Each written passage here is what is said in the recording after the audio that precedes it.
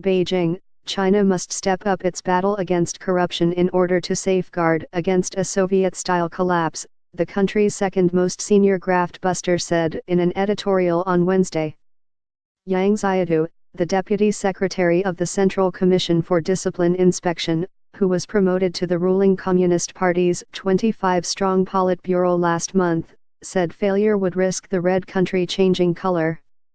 In unusually direct and strongly worded criticism of previous administrations, Yang said in a previous period, corruption had been allowed to fester to such an extent that the party's leadership had weakened, with supervision soft, and ideology apathetic. It had developed to the point where if not rectified, the country could change color, Yang wrote in the official People's Daily. The future fate of the party and the country's people could follow the same old road to ruin as the Soviet Union and the Eastern Bloc. President Xi Jinping, like many officials before him, is steeped in the party's long-held belief that loosening control too quickly or even at all could lead to chaos and the breakup of the country. The party regularly implores cadres to study the collapse of the Soviet Union in the early 1990s.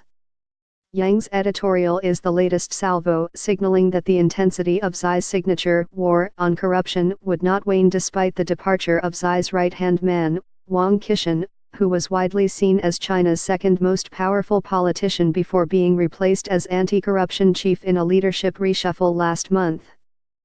Wang's replacement, Zhao Leji, wrote a similarly strongly worded editorial in the People's Daily on Saturday.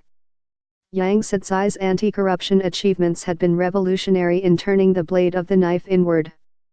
But he said unhealthy pollutants within the party's political ecosystem had yet to be completely cleansed, and the anti-corruption fight remained grave and complex. There is no road for retreat, only forward in attack, and definitely no pause or relax, Yang wrote.